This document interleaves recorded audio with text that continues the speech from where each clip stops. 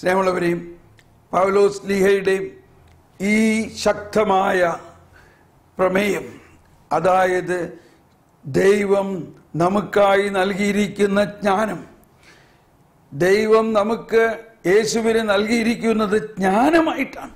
1 കൊരിന്ത്യർ 1-ാം അധ്യായത്തിൽ 18-24 വചനങ്ങളെല്ലാം പറയുന്നു, Christ is the wisdom and power of God. Yeshu ദൈവത്തിന്റെ ജ്ഞാനവും ശക്തിയും അത്രേ. Christ crucified is the wisdom and power of God. സ്നേഹമുള്ളവരെ, എനിക്ക് വലിയ ഒരു സന്തോഷമാണ് ഈ ജ്ഞാനത്തെക്കുറിച്ച് പറയുമ്പോൾ. കാരണം ഇതും ഏതാണ്ട് 25 വർഷമായിട്ടുള്ള പ്രാർത്ഥനയാണ് എൻ്റെ. ദൈവമേ, ജ്ഞാനം നൽകണമേ. ഞാൻ അതിന് കൂടെ ചേർത്ത് പ്രാർത്ഥിക്കാറുള്ള ഇതാണ്, എൻ്റെ അറിവ് ഒരെല്ലോളമേ ഉള്ളൂ, എങ്കിൽ എനിക്ക് ഇനിയും അറിയാനുള്ളതൊരു കടലോളമാണ്.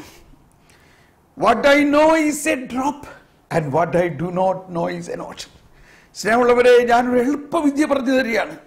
ഈ ജ്ഞാനസ്നാനത്തിലൂടെ നമുക്ക് ലഭിച്ചു കഴിഞ്ഞിരിക്കുന്നു എന്ന് വിശ്വസിക്കുകയും ബോധ്യപ്പെടുകയും ചെയ്യുക.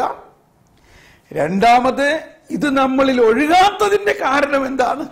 ഇത് നമ്മളിൽ ഒഴുകാത്തതിന്റെ കാരണം എനിക്കെല്ലാം അറിയാം, എനിക്ക് ഇനി നിങ്ങളുടെ അടുക്കൊന്നും പഠിക്കേണ്ട ആവശ്യമൊന്നുമില്ല എന്നുള്ള ഒരു അഭിപ്രായം എനിക്കുണ്ടെങ്കിൽ ഈ ജ്ഞാനം എന്നിൽ ഒഴുകില്ല. മറിച്ച് എനിക്കൊന്നും അറിയില്ല, ഓ ദൈവമേ, എൻ്റെ അറിവ് ഒരെല്ലോളമേ ഉള്ളൂ, എനിക്കറിയാനുള്ള ഒരു കടലോളമാണ് എന്നുള്ള ഒരു മനോഭാവത്തിലേക്ക് നമ്മൾ വരണം. ഇതൊരു പ്രശ്നമായിരുന്നു ഫരിസേയരും നിയമജ്ഞരും യേശുവുമായിട്ടുണ്ടായിരുന്നു. യേശുവിനെ കുറിച്ച് ഫരിസേയരും നിയമജ്ഞരും പുസ്തകങ്ങളെല്ലാം പഠിച്ചിട്ടുള്ള ആ യേശു അവരുടെ മുമ്പിൽ വന്ന് നിന്നിട്ടും അവര് മനസ്സിലാക്കുന്നില്ല, അവരറിയുന്നില്ല. എന്തുകൊണ്ടാ? ഈവൻ ഈ തച്ചന്റെ മകന്റെ അടുക്കൽ നിന്ന് ഞങ്ങൾ എന്ത് പഠിക്കാനാ? ഞങ്ങൾക്ക് നിയമമെല്ലാം അറിയാം, ഞങ്ങൾ നിയമമെല്ലാം പഠിച്ച് ആ ഫിലക്ടറിസ് എന്ന് പറയുന്ന അവരുടെ പ്രാർത്ഥനപ്പെട്ടി നെറ്റിയിൽ കെട്ടിവെച്ചിട്ട് നിയമം മുഴുവൻ ഞങ്ങൾക്കറിയാം എന്നുള്ള ഭാവത്തിൽ നിൽക്കുന്നവരെയാണ് കർത്താവ് വിമർശിച്ചിട്ടുള്ളത്. കർത്താവ് അവരോട് പറഞ്ഞു, 11-ാം അധ്യായം ലൂക്കയിൽ തന്നെ അവസാനം പറയുന്നത് ഇതാണ്, 52-53 വചനങ്ങളിൽ പറയുന്നത് ഇതാണ്, നിങ്ങൾ വിജ്ഞാനത്തിന്റെ താക്കോൽ കരസ്ഥമാക്കിയിരിക്കുന്നു. Praise the Lord. എന്നാൽ നിങ്ങളോ അതിൽ പ്രവേശിക്കുന്നില്ല, മറ്റുള്ളവരെ പ്രവേശിക്കാൻ അനുവദിക്കുന്നുമില്ല.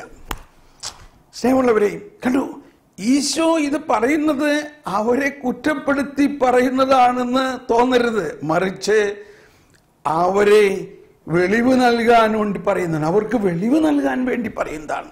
അഥവാ നമ്മൾ അതിൽ നിന്ന് കണ്ടുപിടിക്കണം, നമ്മളിൽ വിജ്ഞാനത്തിന്റെ താക്കോൽ വന്നിരിക്കുന്നു. എന്താ? ആരാണ് ഈ വിജ്ഞാനത്തിന്റെ താക്കോൽ? കർത്താവ് ഈശോ മിശിഹ തന്നെയാണ്. ദൈവരാജ്യമാണ്. മാമോദീസായിലൂടെ നമ്മിലേക്ക് വന്നിരിക്കുന്ന ആ സകലത്തെയും പ്രകാശിക്കുന്ന പ്രകാശം, ആ മെഴുകുതിരി ഞാൻ ലോകത്തിന്റെ പ്രകാശമാകുന്നു പറയുന്ന പ്രകാശം ദൈവത്തിന്റെ ജ്ഞാനമാണ്. സർവജ്ഞനായ ഭരണകർത്താവും അങ്ങയുടെ ഭവനത്തിൽ വസിക്കുന്നവരുടെ വിസ്മയനീയനായ പരിപാലകരും. യോഹന്നാന്റെ സുവിശേഷത്തിന്റെ ഭാഷയിൽ പറയുകയാണെങ്കിൽ 1-ാം അധ്യായത്തിൽ 9-ാമത്തെ വചനത്തിൽ 1-ാം അധ്യായം 9-ാമത്തെ വചനത്തിൽ പറയുന്നത്, സകലത്തെയും പ്രകാശിപ്പിക്കുന്ന യഥാർത്ഥ വെളിച്ചം ഇതാ വന്നു കഴിഞ്ഞിരിക്കുന്നു. The light which enlightens all. Think that word, enlightens. പ്രകാശിപ്പിക്കുന്ന, വെളിവ് നൽകുന്ന. പൗലോസ്ലീഹയുടെ ഭാഷയിൽ പറയുമ്പോൾ എഫേസോസുകാർക്ക് ലേഖനത്തിൽ 1-ാം അധ്യായത്തിൽ 17-ാമത്തെ വചനത്തിൽ പറയുകയാണ്, വെളിപാടിന്റെയും ജ്ഞാനത്തിന്റെയും ആത്മാവിനെ നമുക്ക് നൽകിയിരിക്കുന്നു. വെളിപാടിന്റെയും ജ്ഞാനത്തിന്റെയും ആത്മാവിനെ നമുക്ക് നൽകിയിരിക്കുന്നു. ഇറ്റ് ഈസ് ഓൾറെഡി, നമുക്ക് ലഭിച്ചു കഴിഞ്ഞിരിക്കുന്നു. അതാണ് ഫരിസേയരോട് പറയുന്നത്, വിജ്ഞാനത്തിന്റെ താക്കോൽ നിങ്ങൾ സ്വന്തമാക്കിയിരിക്കുന്നു. അപ്പോൾ ഇതൊരു ഓൾറെഡി സിറ്റുവേഷൻ ആണ് നമ്മളിൽ. എങ്കിലും നമ്മൾ ആ താക്കോലും നോക്കുന്നില്ല, നമ്മളും തുറക്കുന്നില്ല, മറ്റുള്ളവരെ തുറക്കാൻ അനുവദിക്കുന്നുമില്ല. സ്നേഹമുള്ളവരെ, നമ്മൾക്ക് ജ്ഞാനത്തിന് വേണ്ടി പ്രാർത്ഥിക്കണം.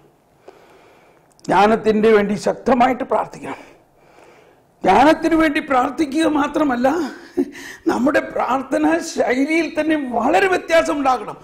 നമ്മൾ ഓടിപ്പിടഞ്ഞ് എന്തെങ്കിലും ഒരു ചടങ്ങ് തീർക്കാൻ വേണ്ടി എടാ കർത്താവിന്റെ മാലാഖ ചെല്ലടാ, എടാ സ്വർഗസ്രായിതാവ് ചെല്ലടാ എന്ന് പറഞ്ഞ് കുറച്ച് പ്രാർത്ഥനകൾ ഇങ്ങനെ ഉരുവിട്ടത് കൊണ്ട് പോരാ. സ്നേഹമുള്ളവരെ, നമ്മളുടെ പ്രാർത്ഥനകളിൽ ഈശോ തന്നെ പറഞ്ഞു, നീ പ്രാർത്ഥിക്കുമ്പോൾ നിന്റെ മുറിയിൽ കടന്ന്, നമ്മുടെ ഉള്ളിൻ്റെ ഉള്ളിൽ കടന്ന് കതകടച്ച് രഹസ്യത്തിൽ നിന്റെ ഹൃദയത്തിൽ വസിക്കുന്ന ആ ജ്ഞാനം തന്നെയായ സർവജ്ഞനായ ആ ദൈവത്തോട് നീ പ്രാർത്ഥിക്കുമ്പോൾ, എന്നിട്ട് പറയുകയാണ്, അതിൻ്റെ ഭയങ്കര വിസ്മരണീയമായൊരു കാര്യമാണിത്.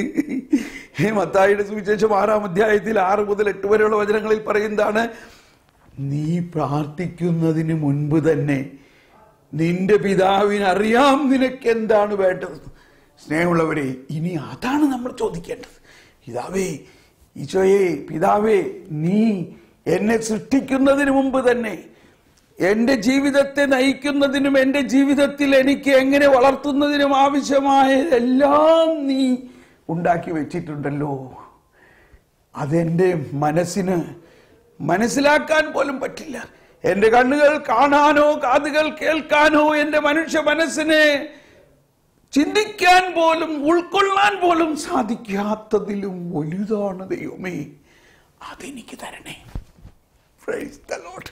ഇങ്ങനെ ഒന്ന് പ്രാർത്ഥിച്ചു നോക്കുന്ന മുതൽ എന്നിൽ വസിക്കുന്ന ത്രിത്വൈക ദൈവമേ, എൻ്റെ സൃഷ്ടാവേ, എൻ്റെ രക്ഷക, നീ എന്നിൽ തന്നെയുണ്ട്. വിജ്ഞാനത്തിൻ്റെ താക്കോൽ ഞാൻ സ്വന്തമാക്കിയിരിക്കുന്നു. വിജ്ഞാനത്തിൻ്റെ ദാതാവായ ദൈവം എന്നിൽ വസിക്കുന്നു. എൻ്റെ ഉള്ളിൽ നീ ഒരുക്കി വച്ചിരിക്കുന്നത് എനിക്ക് തരണേ. ഞാൻ എൻ്റെ മനുഷ്യബുദ്ധി കൊണ്ട് പ്രാർത്ഥിക്കുന്നതല്ല എനിക്ക് വേണ്ടത്. ഞാനത് നിർത്തി.